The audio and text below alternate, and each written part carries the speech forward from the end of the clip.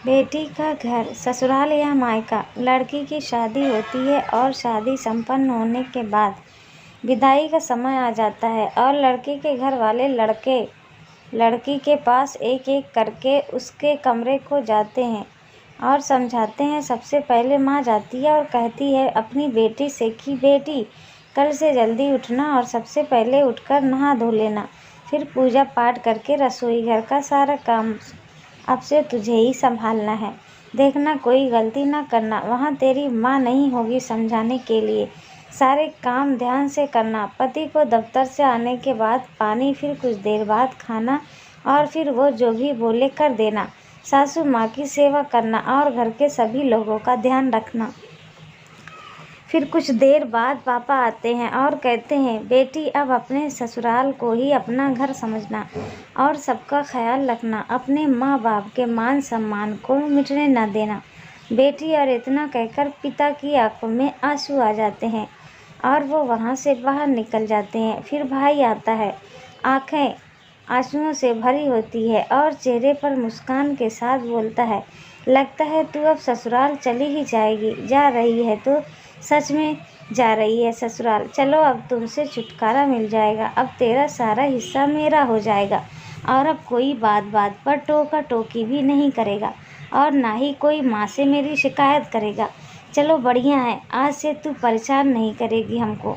इतने में लड़की की भी आंखों में आंसू आ जाते हैं और बोलती है, भाग जा पागल, नहीं तो मार खाएगा अब तू।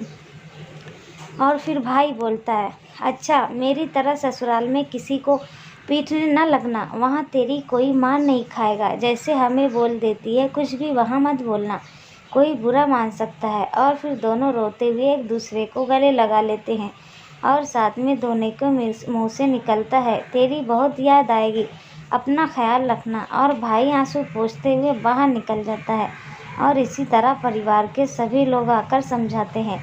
अब सबके आने के बाद विदाई होने का समय आ जाता है और लड़की सोचती है कि एक तो अपना घर छोड़कर मैं जा रही हूँ, ऊपर से इतना कुछ घर वालों ने बता दिया। इसके पहले तो कभी कुछ ऐसा नहीं करना पड़ा, कैसे इतना कुछ संभाल पाऊँगी। यही सब सोचते रहती है। तमाम तरह के मन में ख्याल आते हैं और फिर विदाई करके घर वाले लड़की को विदा कर देते हैं। यहाँ तो माँ बाप की को इतनी फिक्र होती है, इतना कुछ कैसे संभालेगी मेरी बेटी।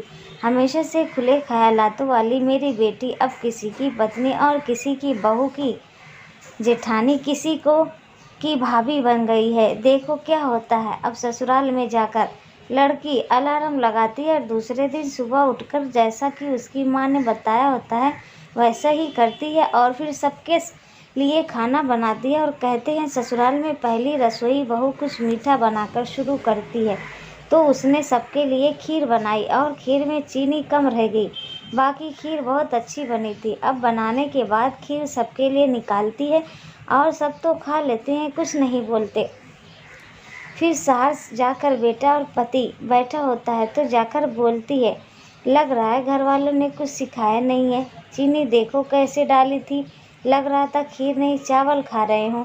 और सबसे आखिर में बहू को खाने का रिवाज होता है। पहले तो चख कर देख भी नहीं सकती, अब वो खाकर देखती है तो सोचती है चीनी तो कितनी कम डाली है। देखो, मैं सोच ही रही थी कोई गड़बड़ ना हो जाए और हो ही गई। लेकिन कितने अच्छे हैं सभी लोग, हमसे कुछ कहे भी नहीं। फिर सोचती है चलो दूसरे दिन कोई गड़बड़ नहीं होने देंगे। लड़की की माँ बाप का फ़ोन आता है और पूछते हैं, बेटी सब अच्छे से कर लिया, कोई गड़बड़ तो नहीं की।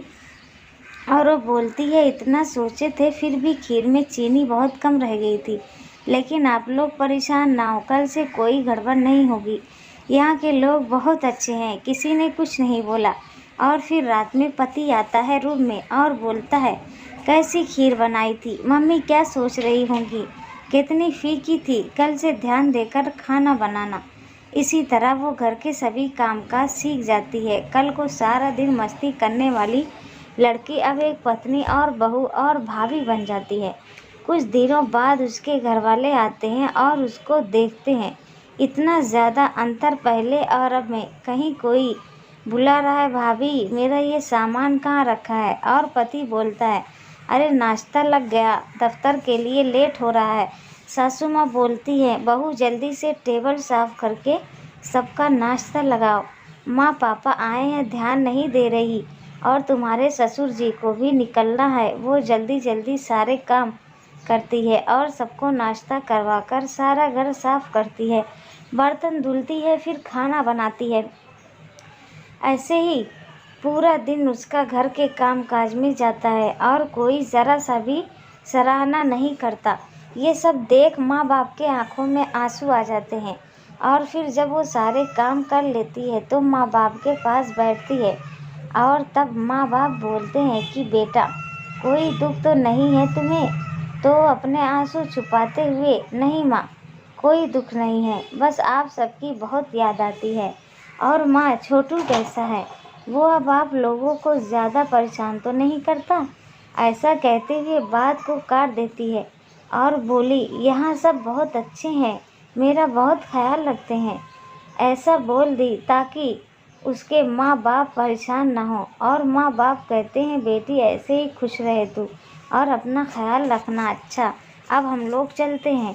जहाँ माँ बाप चले जाते हैं तब जाकर कमरे में छुपकर बहुत रोती है और खुद से ही बातें करती है कि क्या बताऊँ माँ, मेरी तो पूरी ज़िंदगी ही बदल गई है। कभी खुद के लिए समय नहीं निकाल पाती, सारा दिन ऐसे ही निकल जाता है। और फिर सास आती है और बेटे से कहती है, माँ बाप आए थे, पता नहीं क्या पट्टी पढ़ाकर गए होंगे।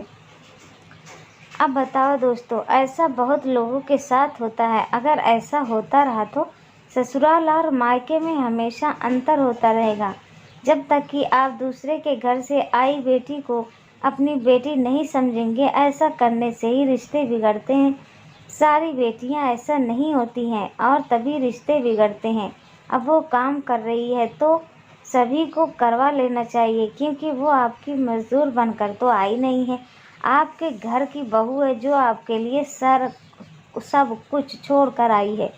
अब आप लोग ऐसा करेंगे तो सास ससुर और माँ बाप, ससुराल मायके में हमेशा ऐसे ही फर्क होता रहेगा। हम बदलेंगे तभी युग बदलेगा, इसलिए पहले हमें अपना आप को बदलना है।